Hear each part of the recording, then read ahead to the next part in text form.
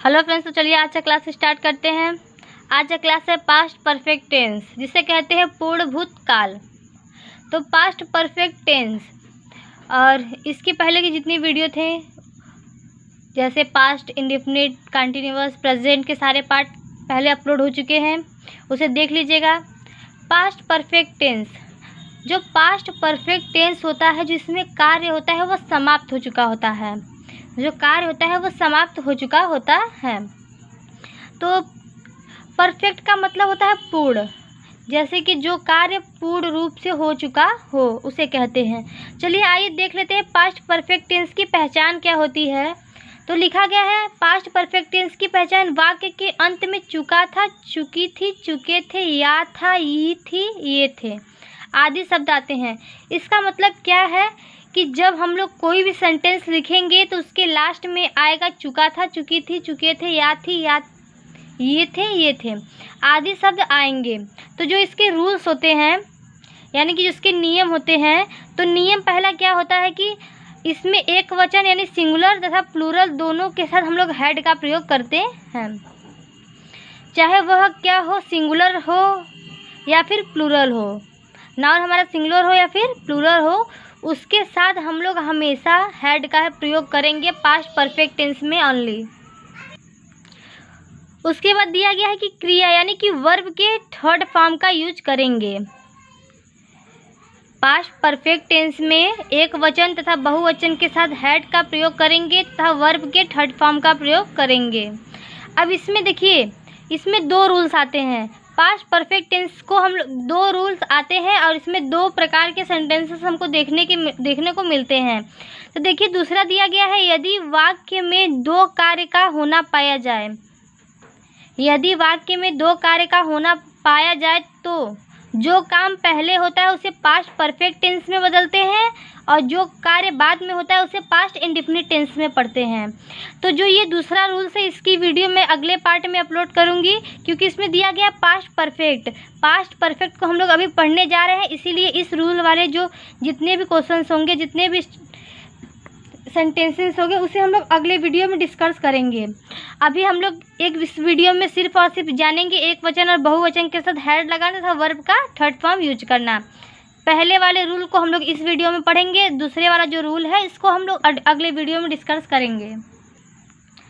आगे दिया गया है अफर्मेटिव सेंटेंसेस। मैंने हर बार बताया है कि जो हमारा अफर्मेटिव सेंटेंस होता है वह दो प्रकार के होते हैं। पहला होता है असर्टिव, यानी कि जो एकदम वाक्य साधारण हो, असर्टिव हो। दूसरा होता है निगेटिव, जिसमें नॉट का प्रयोग या नेवर का प्रयोग आता हो, उसे कहते हैं हम लोग निगेटिव। तो अफर्मेटिव में जो पहला होता है असर्टिव वाला, तो उसे हम लोग क्या लिखेंगे, पहले सब्जेक्ट, फिर हैड, फिर वर्ब का third form plus object. Assertive sentence का पहला स्ट्रक्चर हमारा ये हो गया। और दूसरा है निगेटिव सेंटेंस। निगेटिव सेंटेंस में हम लोग जस्ट सेम ऐसा ही करेंगे, बस हैड के बाद नॉट लगा देंगे, तो हमारा स्ट्रक्चर हो जाएगा subject plus had plus not plus verb का थर्ड फॉर्म प्लस ऑब्जेक्ट। तो अफर्मेटिव सेंटेंस में हम लोग दो ही प्रकार के स्ट्रक्चर्स को पढ़ेंगे। अगला दिया गया इंट्रोगेटिव सेंटेंस। इंट्रोगेटिव सेंटेंस में हमारे दो प्रकार के होते हैं, एक HV एक WH टाइप होता है। तो HV टाइप का मतलब वो होता है कि जब हमारा जो सेंटेंस होता है उसमें जो प्रश्नवाचक शब्द होते हैं वह वाक्य के पहले ही आ जाते हैं। और जो WH टाइप होता है, WH टाइप का मतलब वो होता है कि जो हमारा कब, क्यों, कैसे, यानी कि क्वेश्चन वर्ड होता है, वह वाक्य के बीच में आता है। तो हम लोग इंट्रोगेटिव सेंटेंस में जो पहला पढ़ेंगे वो दिया गया है कि जब वाक्य का प्रारंभ यानी इंट्रोगेटिव वर्ड से हो, तो हम लोग इंट्रोगेटिव उस वर्ड को नहीं लिखते हैं, उसकी जगह पे हम लोग जो उस सेंटेंसेस की हेल्पिंग वर्ब यानी कि सहायक क्रिया होती है उसको पहले लिखेंगे। तो उसकी सहायक क्रिया हैड है, तो इस सेंटेंस का प्रारंभ हम लोग हैड से करेंगे। हैड के बाद सब्जेक्ट के बाद वर्ब का फर्स्ट फॉर्म प्लस ऑब्जेक्ट। और यहाँ पे क्वेश्चन वर्ड छूट गया, क्वेश्चन वर्ड दोनों में ऐड कर लीजिएगा। सब्जेक्ट, अगर सब्जेक्ट के बाद देखिए, अगर इसमें इसी वाक्य में कहीं नहीं आ जाए तो सब्जेक्ट के बाद हम लोग नॉट को ऐड कर देंगे, फिर उसके बाद वर्ब का थर्ड फॉर्म लिखेंगे। और दूसरा है WH टाइप। WH टाइप में पहले क्वेश्चन वर्ड से प्रारंभ करेंगे, फिर हैड लिखेंगे, फिर सब्जेक्ट। अगर इसमें भी बीच में नहीं आ जाए तो यहाँ पे नॉट लगाएंगे सब्जेक्ट के बाद, फिर प्लस वर्ब का third form plus object plus question mark. तो इस प्रकार हमारा अफर्मेटिव सेंटेंस और इंट्रोगेटिव सेंटेंस का स्ट्रक्चर कंप्लीट हो गया। आई होप आपको ये अच्छे से समझ में आया होगा। चलिए अब आगे देख लेते हैं ट्रांसलेशन। तो पास्ट परफेक्ट टेंस के कुछ एग्जांपल्स हैं, उसके ट्रांसलेशन हम लोग कर लेते हैं इंग्लिश में। तो पहला दिया गया है, मैंने अपना कार्य समाप्त कर लिया था। मैंने बताया था ना, लिया था, चुका था, या थी, ये थे आदि शब्द आते हैं तो उसे पास्ट परफेक्ट टेंस में हम लोग काउंट करते हैं। तो देखिए लास्ट में इसका भी वही दिया गया है, या था, तो हम लोग इसको क्या बनाएंगे, मैंने अपना कार्य समाप्त कर लिया था। तो क्या हो जाएगा, आई हैड, समाप्त करना क्या होता है, फिनिश्ड, फिनिश होता है, इसका शॉर्ट फॉर्म क्या होता है, फिनिश्ड। अपना कार्य, आई है तो आई के साथ हम लोग इसका प्रयोग करेंगे, माई का, वर्क। तो हमारा क्या हो जाएगा, I had finished my work. अगला दिया गया, मैंने ताजमहल नहीं देखा था। तो इसका हो जाएगा, आई हैड नॉट, देखना का हमारा क्या होता है, सा, तो इसका थर्ड फॉर्म क्या होता है, सी, सा, सीन। तो हो जाएगा, I had not seen the.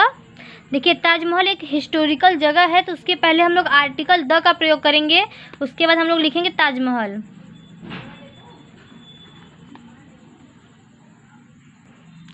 अगला दिया गया है, क्या रमेश घर चला गया था, यानी कि वो घर जा चुका था। तो क्या रमेश, तो देखिए ये हेल्पिंग वर्ड यानी कि क्वेश्चन वर्ड से स्टार्ट हुआ है, तो हम लोग इसको हेल्पिंग वर्ड से स्टार्ट करेंगे। तो हैड रमेश हो जाएगा। चला गया था, जाना का क्या होता है, गो, और इसका थर्ड फॉर्म क्या होता है, गोन, और फिर कहाँ गया था, घर, तो उसके बाद होम हो जाएगा, फिर क्वेश्चन मार्क। अगला दिया गया है, वह क्यों घर जा चुका था। देखिए क्वेश्चन वर्ड बीच में आए तो क्वेश्चन वर्ड को हम लोग पहले लिखेंगे, क्यों का होता है वाई, फिर हैड, फिर वह का क्या होता है ही, जाना का गोन, फिर होम। आई होप आपको आज का क्लास अच्छे से समझ में आ गया होगा। तो चलिए आज तक का वीडियो यही तक था। अगला वीडियो कुछ ही दिन में या फिर कुछ ही समय में अपलोड हो जाएगा, आप लोग उसे भी ज़रूर देखिएगा। और मुझे उम्मीद है कि पास्ट परफेक्ट टेंस आपको बहुत अच्छे समझ में आ जाएगी। Thank you.